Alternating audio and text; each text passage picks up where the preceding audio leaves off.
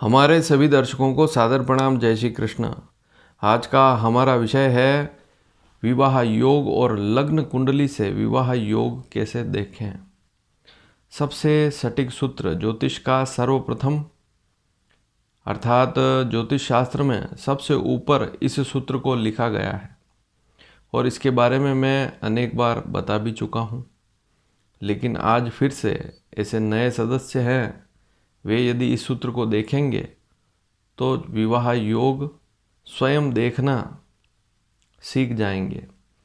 यदि आपकी संतान जिसका विवाह अभी तक नहीं हुआ है उसके बारे में आप चिंतित हैं, तो आप घर बैठे यदि इस वीडियो को पूरा देखेंगे तो विवाह योग कब बनेगा सीख पाएंगे। आप केवल अपनी लग्न कुंडली खोलें और देखें, इस योग को समझें। लग्न कुंडली से ही हम पता लगा सकते हैं कि विवाह योग कब बनेगा। आपको अपनी जन्म राशि भी नहीं देखनी है, केवल लग्न कुंडली। और लग्न कुंडली आप यहाँ पर देखें, लग्न कुंडली में मैं समस्त भावों के बारे में जानकारी दे चुका हूँ कि प्रथम भाव किसे कहते हैं, द्वितीय भाव किसे कहते हैं। तो आप यहाँ पर कुंडली देखें, जिस भाव में जो नाम उस भाव का लिखा हुआ है वही उसका नाम है, फिक्स है। तो भावों के नाम फिक्स है। जैसे प्रथम भाव लग्न है, वहाँ पर कोई भी अंक हो सकता है, लेकिन उसे लग्न ही कहेंगे। तो विवाह योग देखने का सबसे सटीक सूत्र लग्न कुंडली के आधार पर 4 स्थितियाँ आपको समझनी होगी और उसमें आपको गुरु गोचर की स्थिति देखनी पड़ेगी। गुरु की स्थिति क्या है, गोचर गुरु अभी वर्तमान में किस राशि पर चल रहा है। तो गोचर गुरु की स्थिति तो आप पंचांग के द्वारा समझ सकते हैं और इस वीडियो में भी मैं अंत में कुछ समय के लिए एक चार्ट दूंगा। उस चार्ट में मैं गुरु की गोचर वाली स्थिति, आने वाले समय में गुरु कब कब किस किस राशि पर किस दिनांक से लेकर किस दिनांक तक रहेगा, वह स्थिति भी इसी वीडियो में आपको दिखाऊंगा। तो आप वहाँ से भी गोचर गुरु की स्थिति समझ सकते हैं।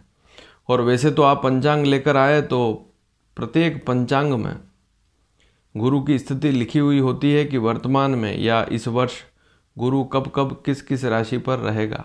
हालांकि गुरु एक राशि पर एक वर्ष तक रहता है, लेकिन बहुत सी बार गुरु वक्री और मार्गी होने के कारण 2 राशि पर भी दिखता है, गोचर करता हुआ 2 राशियों पर दिखता है।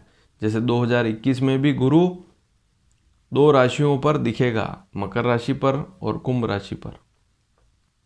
तो ये 2 स्थितियां हैं। 2021 में 6 अप्रैल से 14 सितंबर तक गुरु कुंभ राशि पर रहेगा, 14 सितंबर से 20 नवंबर मकर राशि पर रहेगा, 20 नवंबर से फिर वापस 31 दिसंबर 2021 तक कुंभ पर रहेगा।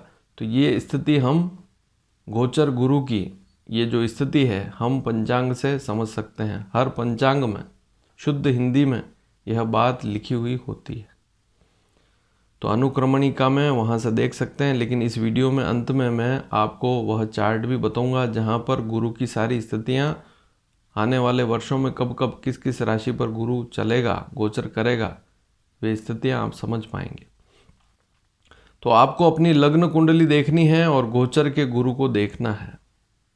आपकी जो कुंडली है उसमें आप देखें कि लग्न में क्या अंक लिखा हुआ है, तीसरे भाव में क्या अंक लिखा हुआ है, 7वें भाव में क्या अंक लिखा हुआ है और 11वें भाव में क्या अंक लिखा हुआ है। ये 4 स्थितियाँ यदि आप समझ जाएंगे तो आपको कहीं पर भी किसी भी ज्योतिषी के पास जाने की आवश्यकता नहीं है। घर बैठे ही इस योग को समझ सकते हैं और जब भी ऐसी स्थिति आपको दिखे जो मैं आज बता रहा हूँ तो आप उस समय प्रयास करेंगे तो विवाह पक्का हो जाएगा, विवाह होकर रहेगा। तो आपकी कुंडली में लग्न में देखें, क्योंकि प्रत्येक व्यक्ति की कुंडली में चाहे लड़का हो लड़की हो, उसकी कुंडली में लग्न में अलग अलग राशियाँ होती है। किसी की कुंडली मेष लग्न की है, किसी की वृषभ की है, किसी की मिथुन लग्न की है, किसी की कर्क लग्न की है, किसी की सिंह है, कन्या है, तुला है, वृश्चिक है, धनु है, मकर, कुंभ, मीन, 12 लग्न हैं। इनमें से ही लग्न कुंडली होगी आपकी। तो आप देखें लग्न में क्या अंक लिखा हुआ है, वहाँ पर ग्रह कौन सा है उसे नहीं देखना है। लग्न में कौन सी राशि लिखी हुई है, कौन सा अंक लिखा हुआ है, तीसरे भाव में कौन सी राशि है लिखी हुई है, 7वें भाव में कौन सी राशि लिखी हुई है और 11वें भाव में कौन सी राशि लिखी हुई है।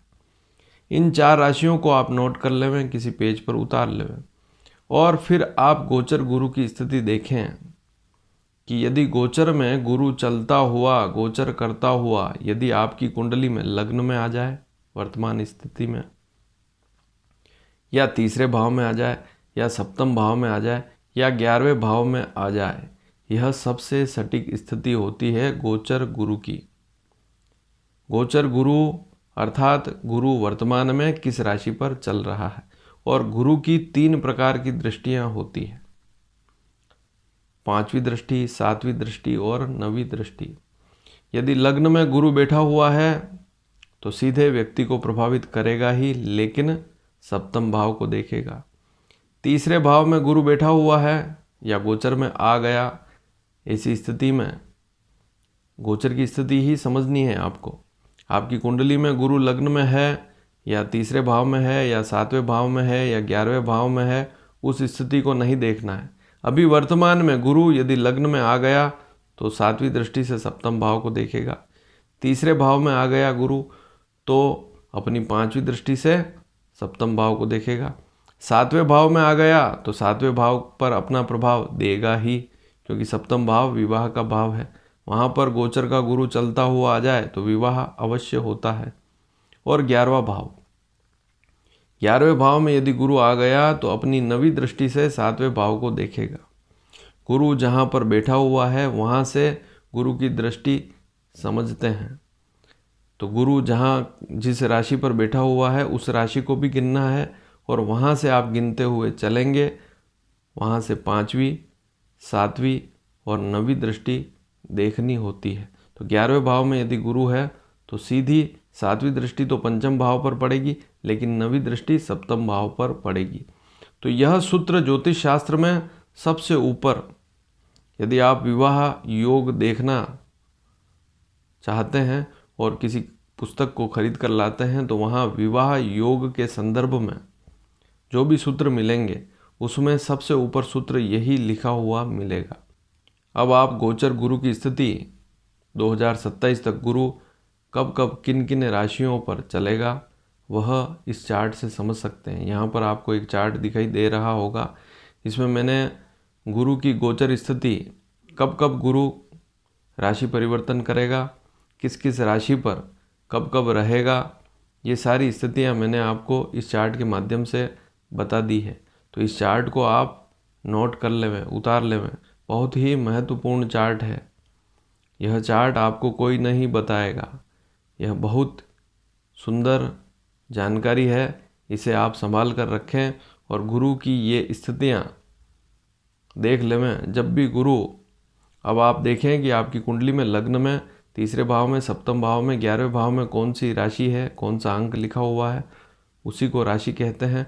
और उस राशि पर जब गोचर का गुरु आएगा तो विवाह का योग अवश्य बनेगा। इस चार्ट से आप गोचर गुरु की स्थिति 2027 तक की समझ सकते हैं। तो सबसे सुंदर सूत्र है और सटीकता इसी सूत्र से देखी जाती है।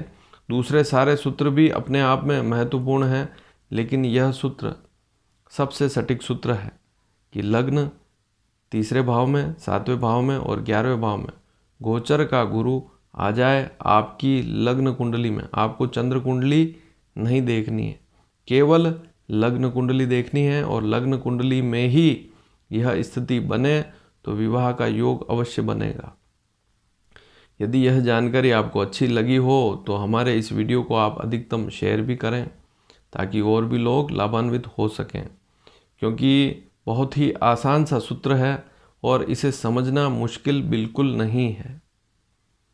मान लीजिए आपकी कुंडली में लग्न में 5 का अंक लिखा हुआ है,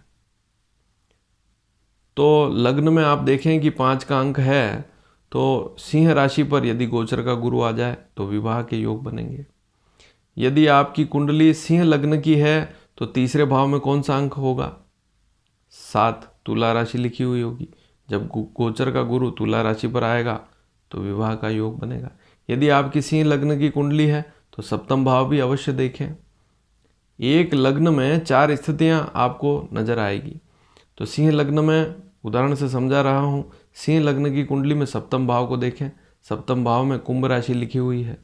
ऐसी स्थिति में यदि कुंभ राशि पर सिंह लग्न वाले जितने भी लोग हैं उनकी कुंडली में यदि सप्तम भाव में कुंभ राशि पर जब भी गुरु आएगा तो विवाह का योग उस समय बनेगा।